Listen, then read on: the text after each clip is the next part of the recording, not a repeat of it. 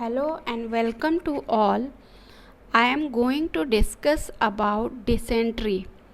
Dysentery is an inflammatory disorder of the intestine, especially of the colon, that result in severe diarrhea and it containing mucus or blood in feces with fever and abdominal pain caused by any kind of infection. Dysentery is an infection in our intestines that causes bloody diarrhea and it can be caused by a parasite or bacteria. Now, difference between diarrhea and dysentery.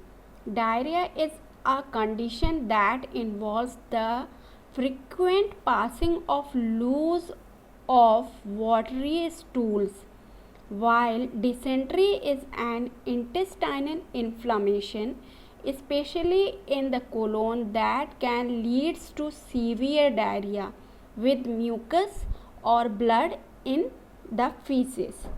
And the major difference between diarrhea and dysentery are as follows. In diarrhea is presented as watery stool with no blood and mucus, but in dysentery is presented as a mucoid stool that may be by the blood. And in diarrhea the patient may or may not be accompanied by cramps or pain, and in dysentery the patient usually complains of cramps and pain in the lower abdominal area, and fever is less common in diarrhea, and in dysentery fever is more common. And in diarrhea is mostly viral. E. coli can also causes a watery diarrhea, and in dysentery is mostly bacterial. E. coli, Shigella and Salmonella are the most common causative organism. And last one is, in diarrhea doesn't need antibiotics, oral rehydration solution or intravenous fluid therapy may be used, but in dysentery almost always requires antibiotic treatment. Intravenous antibiotic may be needed in severely ill children. Two most common causes are, first one is amoebic dysentery. It is also known as protozoal infection, mainly by ant amoeba histolytica. And second one is bacillary dysentery. It is also known as bacterial infection, mainly by Shigella. Now, common causes of sudden or chronic diarrhea. First one is sudden diarrhea due to food poisoning, travels diarrhea and stomach flu. Second one is chronic diarrhea. In chronic diarrhea is due to celiac disease.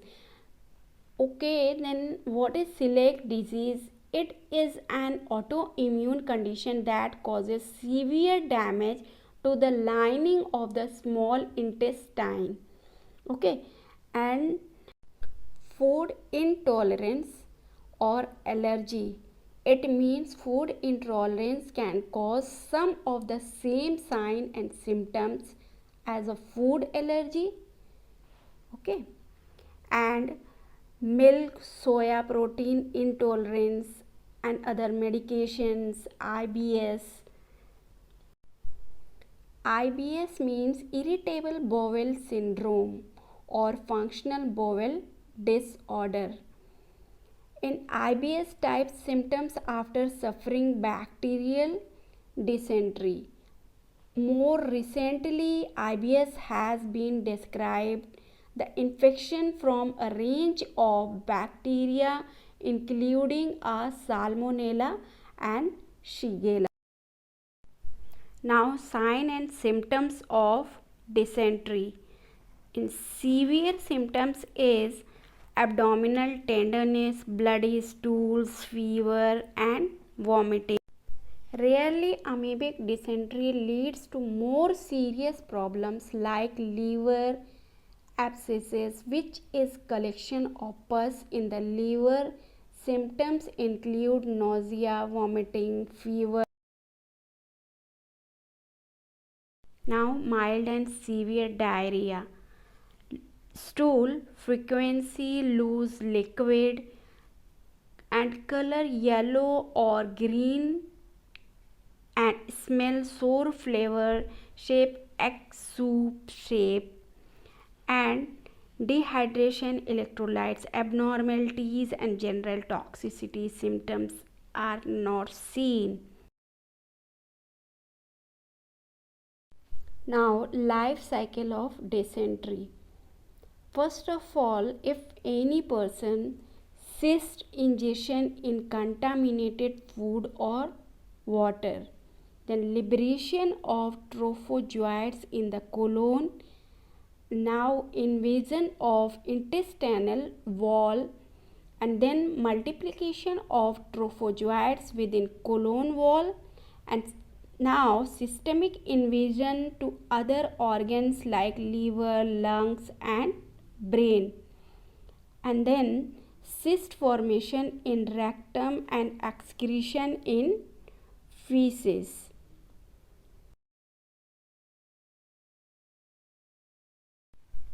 Then homemade ORS. How to make ORS in home? Homemade ORS. First of all, take sugar 40 gram, can be used as a substitute for glucose to prepare homemade ORS. Common salt will be added to it and dissolve in 1 liter of clean water, means distilled water. And next method is rice ORS. First of all, we take rice powder 50 gram, can replace the sugar or glucose, and the amount of the other salts will remain the same, and these will be dissolved in 1 liter of distilled water to prepare rice based ORS. In studies, it shows that rice based ORS can reduces the vomiting and diarrhea more in some cases compared to the conventional ORS prepared with glucose. Now, diagnosis parameters of dysentery.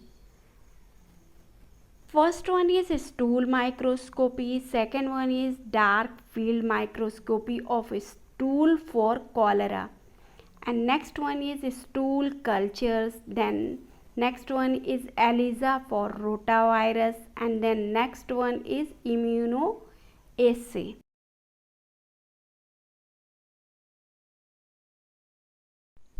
Now, home remedies to treat diarrhea. Tips for treating diarrhea. In emergency treatment, if diarrhea lasts more than 3 days or is associated with high fever, severe illness, or blood in stool, to avoid dehydration, try prebiotic yogurt and try the bread diet. And also drink at plenty of water, drink at least fresh orange juices, and drink lemon juice, and eat a lot of banana. This will help in soft and normal stool. And also give with milk, honey and lemon together and give to patient. Give black tea and wash your hands properly. Eat well cooked food, maintain hygiene, and also maintain cleanliness. Every day may not be good, but there is something good in every day. So, thank you for watching this video. I hope you understand, but still you have any problem, you can comment. So we will continue rest of our topic.